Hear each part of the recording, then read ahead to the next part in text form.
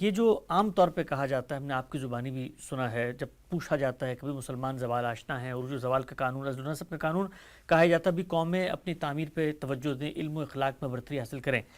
تو یہ جو عروج ملا مسلمانوں کو، جو تاریخ آپ نے بتائی، تو اس میں تو علم، اخلاق یا جو دنیاوی معاملات ہیں اس سے تو قوم اسٹیج پر نہیں آئی. تو پھر کیا یہ کہا جا سکتا ہے کہ عروج کے لیے علم اور اخلاق کوئی شرط نہیں ہے، کوئی لازم چیز نہیں ہے؟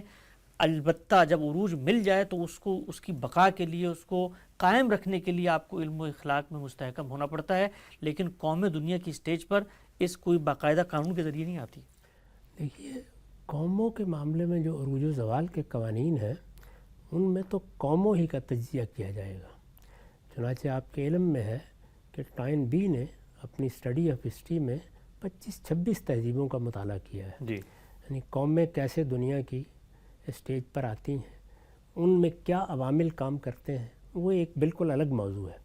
یہاں قوم کے اس طرح عروج پر آنے کا معاملہ ہوا ہی نہیں ہے. یہاں تو اللہ تعالیٰ نے ایک پیغمبر کی بعثت کی، اس پیغمبر کی دعوت پر ایک قوم ایمان لائی، اور اس کے بعد خود اس کائنات کے پروردگار نے اپنے فیصلے کا نفاذ کر دیا.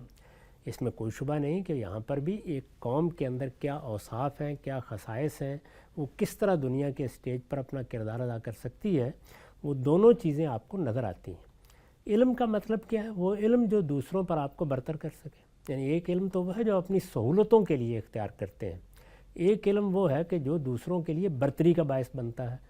تو اس زمانے میں جو کچھ جنگ و جدال کے معاملات تھے، جس طریقے سے تلواریں بنتی تھیں، نیزے چلائے جاتے تھے، جو مہارتیں ہوتی تھیں، وہ عرب میں کوئی کم نہیں تھی. اہل عرب ظاہر ہے وہی ایمان لائے سب سے پہلے. دوسری چیز ہے اخلاق، کردار، سیرت، علم کی سچی طلب. یہ معلوم ہے کہ صحابہ، تابعین، تبع تابعین، وہ اس معاملے میں دنیا کی ممتاز ترین قوم ہوئے. کبھی محض علوم پر گفتگو کی جائے تو دیکھیے کہ انہوں نے پہلے 100 سال میں کتنے علوم کی بنیادیں رکھ دیں. علم کا معاملہ بھی یہ نہیں. اخلاقی لحاظ سے بھی وہ ہمارا بہترین زمانہ ہے. خود رسالت مآب نے فرمایا کہ خیر القرون کرنی ثم الذین یلونہم ثم الذین یلونہم. تو پہلے 300 سال تو ہر لحاظ سے آپ کے ہاں عروج کے ہی سال ہیں. یعنی ان 300 سالوں میں دین بھی، دینی صداقت بھی، دین سے تعلق بھی، دین کا اہتمام بھی، شریعت سے لوگوں کی وابستگی بھی، دینی علوم میں تحقیق بھی، دنیا کے معاملات کو اس نظر سے دیکھنے کا داعیہ بھی جس سے ایک صاحب علم کو دیکھنا چاہیے، سب کچھ آپ کو بہت کمال پر نظر آتا ہے. یعنی ہمارے تمام علوم جتنے ہیں، خواہ وہ زبان سے متعلق ہیں، قرآن کے فہم سے متعلق ہیں، اسی طرح سے اس وقت کی دنیا کی ضرورتوں سے متعلق ہیں. اس زمانے میں شہر آباد کیے ہیں مسلمانوں نے، اس میں ایک تمدن کو وجود بخشا ہے. اس میں اگر آپ صرف ہسپانیائی کی تاریخ پڑھ لیں تو حیرت ہوتی ہے. تو یہ سارے معاملات ہوئے. یعنی یہ نہیں ہے کہ اس میں وہ اسباب جو اللہ تعالیٰ پیدا کرتے ہیں وہ کار فرما نہیں تھے، تاہم جس پیمانے پر ان کا ظہور ہوا اور جو اس کے نتائج نکلے، اس میں اللہ کی نصرت اور اللہ کے فیصلے کا بڑا غیر معمولی دخل ہے.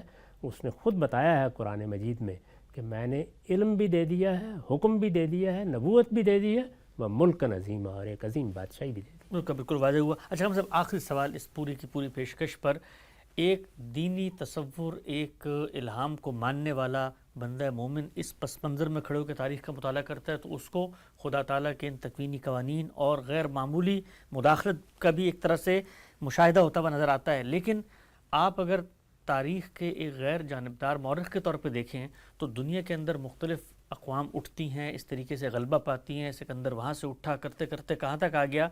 تو ہم یہ دیکھتے ہیں کہ مستشرقین جب مطالعہ کرتے ہیں اس پوری کی پوری مسلمانوں کی تاریخ کا، تو وہ تو اس میں کے اندر سے یہ جو الہامی نقطہ نظر ہے کہ اس میں خدا کے ذریعے سے کچھ کام ہوا، اس کو نکال کر بھی پیش کرنے میں کامیاب ہو جاتے ہیں. اس لیے کہ دنیا کے اندر ایسی مثالیں ہیں کہ ایک قوم ہے، ایک جگہ سے اٹھی اور کرتے کرتے پورے عالم پر چھا گئی. اس میں کوئی شک نہیں ہے، دنیاوی عوامل نے اپنا کام کیا ہے. میں نے تو ابھی آپ کو خود بتایا کہ وہ ساری چیزیں جو قوموں کے عروج میں عامل کی حیثیت رکھتی ہیں، اگر کوئی شخص غیر جانبدارانہ نظر سے مطالعہ کیے تو وہ سب بھی آپ کو نظر آ جائیں گی.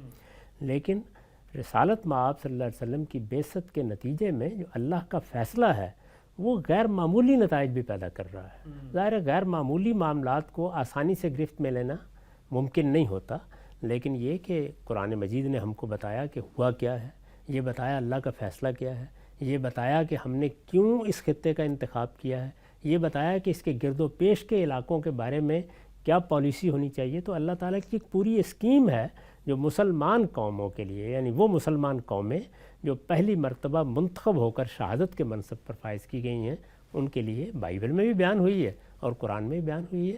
تو دنیا تو جب اس کا جائزہ لے گی تو دنیاوی نقطہ نظر سے لے گی۔ اس وقت ہم قانون اتمام حجت پر گفتگو نہیں کر رہے، صرف یہ دیکھ رہے ہیں کہ وہ عروج کا زمانہ کیسے آیا، اس میں اللہ تعالیٰ کی نصرت نے کیا کردار ادا کیا، مسلمانوں کے ہاں کیا چیز ہوئی۔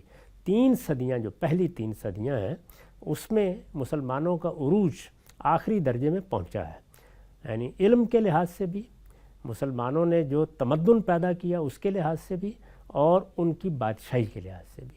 ان 3 صدیوں میں وہ سارے عوامل بھی آپ کو نظر آ جائیں گے جو کسی قوم کے عروج میں بالعموم ہم جب تجزیہ کرتے ہیں تو کار فرما ہونے چاہیے۔